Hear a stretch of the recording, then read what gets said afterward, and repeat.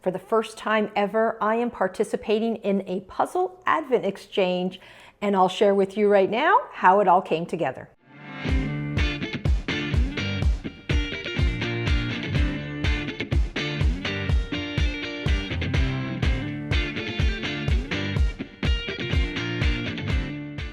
Hi, I'm Sandra, the Puzzling Canadian, and welcome to my channel. Well, it is December now, and many puzzlers are working on images that are holiday or winter themed. And I've noticed that in the last few years, we also see quite a few Advent puzzles. Now, these puzzles can be one large image that's divided up into 24 or 25 boxes or sections, or it could be a puzzle that has 24 or 25 small little images. So I have completed my first Advent puzzle last year. It was one of those pre-packaged puzzles in boxes. I ended up getting on Amazon. It was called Festive Fire. So I worked on that last year, but this year I was invited by other fellow Canadian puzzlers to participate in a puzzle Advent exchange. Now, how it works is it's similar to the Secret Santa. You draw names, you get a puzzler's name, and then you get a puzzle. But this time you're going to open up that puzzle, work on the puzzle, then divide it up into 24 to 25 sections, put it in some individual bags or boxes, and then package it up and send it off to them. So basically what you're working on is a do-it-yourself Advent puzzle. So for this puzzle exchange, the organizer of the event used the Elfster app. Now, I've never used this app before. This is the first time participating in something like this, like a Secret Santa exchange, but it was fairly easy to go through.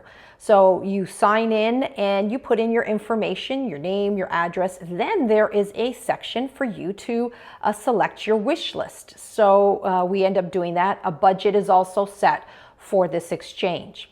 And then this started pretty early, back in October, because we wanted to make sure we had enough time for everybody to work on the puzzle, divide it up, and then send it out before December the 1st. So in October, the names were selected. I was assigned a puzzler, and then I went to their wish list and ordered a puzzle for them. So I received it by the end of October. However, I have not been feeling well. I was dealing with an injury during that time. And I didn't start working on it right away. I basically started working on this puzzle beginning of November. So the puzzle that I selected for this person was a Springbok puzzle called Christmas Magic.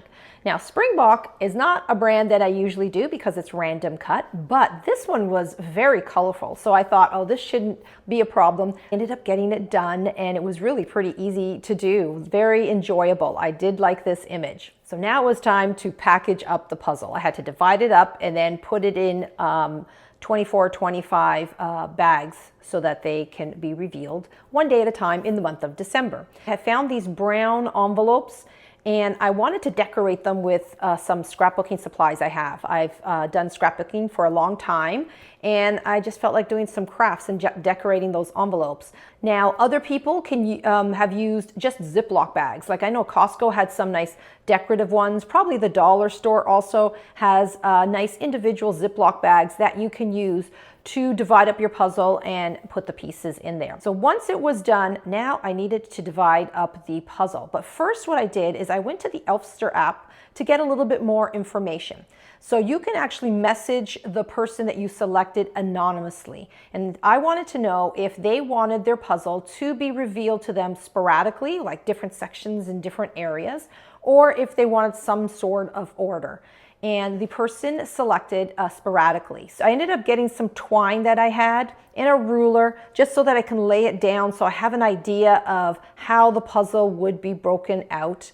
I tried to divide the puzzle up so that certain sections are evident, like the elf or the snowman or the castle, so that when they're putting it together, they see a specific image. So it was a little tricky. At first it was easy. So it was easy to divide off the edges.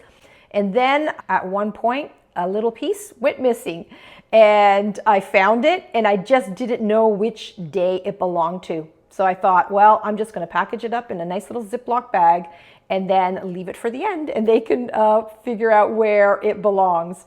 So that's why it made me a little nervous, because A Springbok puzzle is random cut, so dividing it up is not necessarily even. When you're doing a ribbon cut puzzle, it's easy to divide it up because there's sort of lines that go up and down and across. So next what I did is I went out and I gathered some holiday treats, because as a group we decided that we were going to add a little treat in each day. And then I had all my sections and I decided to do 24 sections rather than 25. So I did 24, had them all divided up, and then I ended up getting the envelopes and then just looked at the image and just put the envelope on each image so I can have an idea of how this puzzle would slowly be revealed for this person. Then I packaged them up, put in the treat, and I started to realize that these envelopes are going to be a little bit bulky, and I do not know if this is all going to fit back inside the original box. Now with the original box, what I did was wrapped the original box, so this person is going to be doing the puzzle without seeing the image. Now meanwhile, while everybody in our group is trying to get this puzzle done and packaged up, there's something else going on in the background, and that is the potential for a Canada Post strike. Canada Post was in contract negotiations. They warned us that a strike could begin in November. We were all quickly trying to put this together, the puzzle, to get it out before the strike. Now, I was going at the puzzle slowly because of my injury, so I wasn't sure if I was going to get it in the mail in time before the strike happened. But fortunately for me, the person that I selected actually lives not too far from me. So I knew that if I wasn't able to get the puzzle done before the strike began, then I would just do a porch drop off for the gift. So when I was packaging up the envelopes in the original box and then realized it wasn't going to fit, I wasn't too worried because I knew I was going to deliver this puzzle. And then I decided to go to the dollar store, find another box that's a little bit deeper so that it can hold all the envelopes. Ended up getting a bag and then putting it in the bag and put the original box in there so that they have the original box to package up the puzzle. So in hindsight, I think if I do this again, I'm going to use Ziploc bags because they're much easier to package up. So meanwhile, while I was finishing off my DIY puzzle to give to somebody else, my puzzle came in from my Secret Santa. So it came in just before the Canada Post strike began. I kept it on my shelf. I wasn't going to open it up just in case it wasn't wrapped. We don't have to wrap the box, but I think some people did wrap it so that if the person wanted to do it with no image. So I wasn't sure how it was packaged. I decided I'm going to only open it up November the 30th, and that's what I did.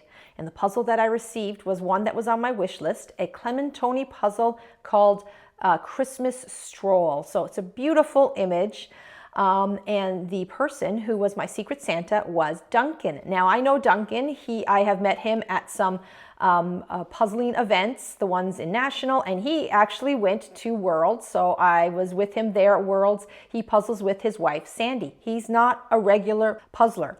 He did pairs with his wife, Sandy. This puzzle that he did, the 1,000 piece puzzle, was the very first time he did a 1,000 piece puzzle by himself, and I have to say I am honored that he did that for me, as a gift for me. So thank you very much, Duncan. Now it is the middle of December. I haven't finished my puzzle yet. This is how much I have done so far. I have to say, I'm really enjoying doing this puzzle. The image is really nice. And I think what I'm going to do is once it's all complete, I'm going to package it back up and then do it again next year with, just one big image rather than the small sections. It is being revealed sporadically, so I'm getting different sections. I like the fact that I could see the image on the box because many times for myself, I like to refer to the box for the images. So there you have it. That's my DIY Advent puzzle that I worked on. I have to say, I'm enjoying this puzzle exchange and doing the Advent calendar this way rather than the pre-packaged. I think it's because I get to select an image that I like. It's also fun because it's like a Secret Santa. Treats are put in the bag, and it's just a little bit more enjoyable than just buying one off the shelf. But there are many nice ones from a variety of companies. So perhaps you're working on that, a prepackaged puzzle, or maybe you're working on a DIY puzzle exchange also. I'd love to hear from you. Let me know what your experience is, your thoughts, feedback. You can leave that in the comment section down below. I hope you enjoyed this video and perhaps you received some inspiration to do your own DIY puzzle exchange. It doesn't have to be for the holiday season. It could be for springtime, for the summertime, but hopefully you received some ideas and you'll be able to use this in the future. Thank you for stopping by my channel and clicking this video. I hope you all have a wonderful holiday season, and until next time, happy puzzling.